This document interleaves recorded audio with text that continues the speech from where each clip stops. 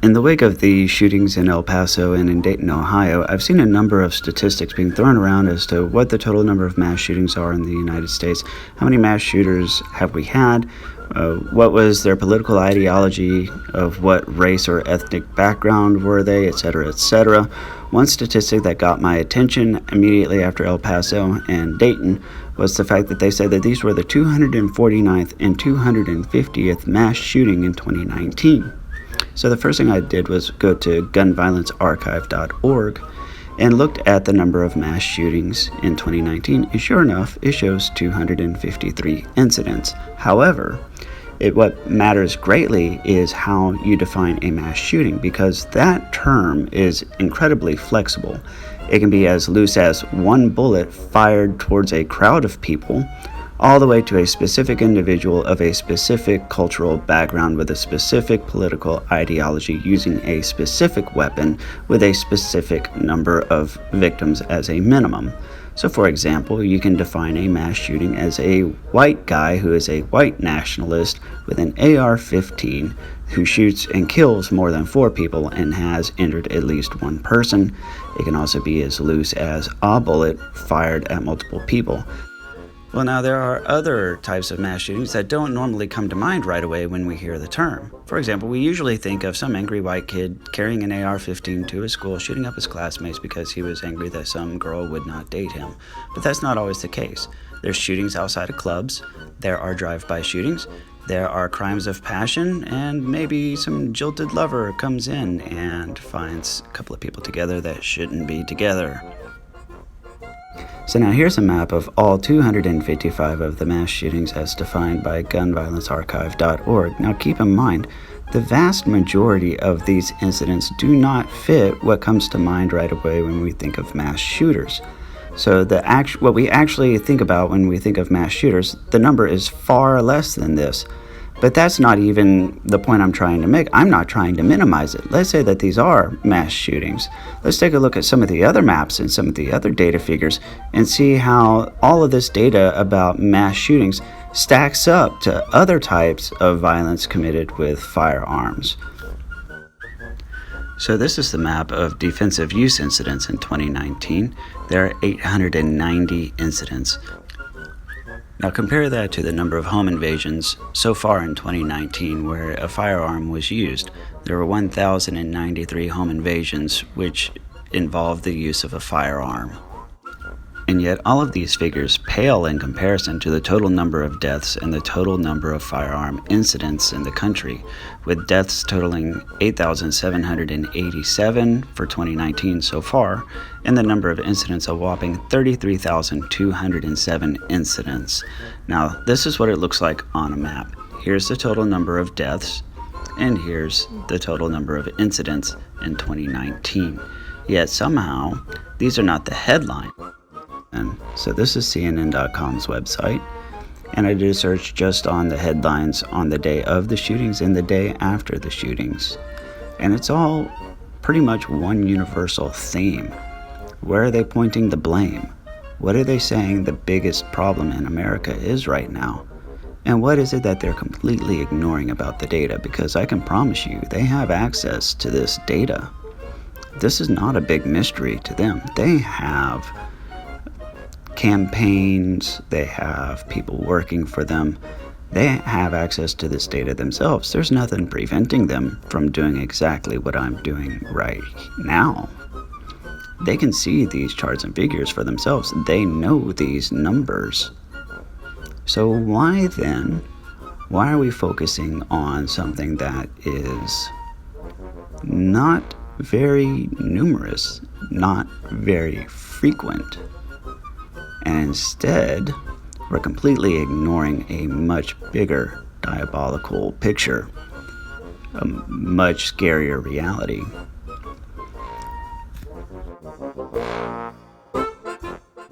Now, these are the incident characteristics for the El Paso shooting. You can see there's a number of characteristics, including whether or not people were wounded or dead, or if children were hit, things like mass murder, mass shooting, if it was a hate crime, and whether or not assault weapons were used. And these characteristics are very important because depending on the gun used and the characteristics, that determines whether or not it gets classified as a mass shooting or some other kind of shooting. And there can most definitely be overlap.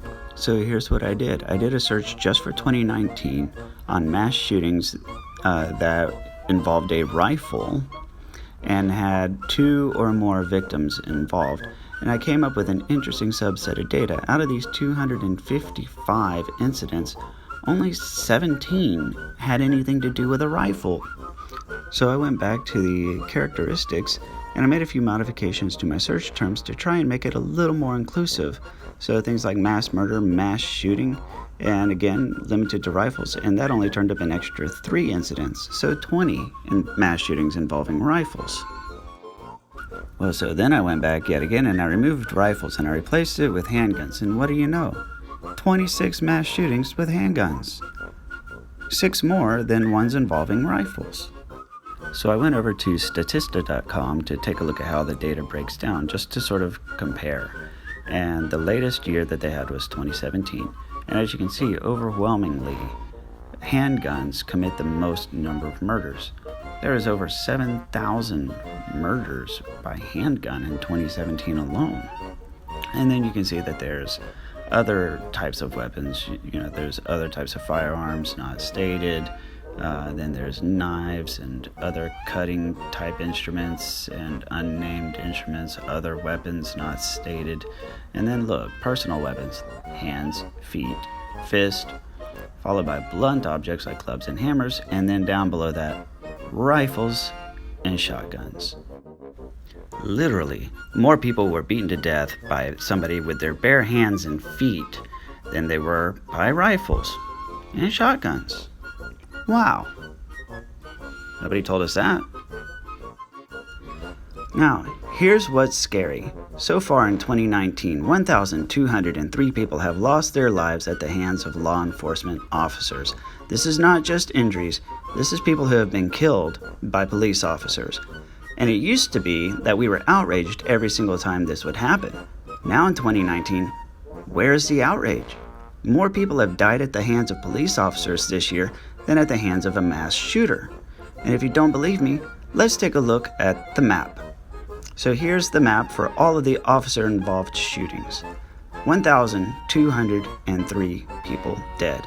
And compare that to the map of the mass shooters, which is 255, and we know that the vast majority of those are not what we typically think about when we think about mass shooting.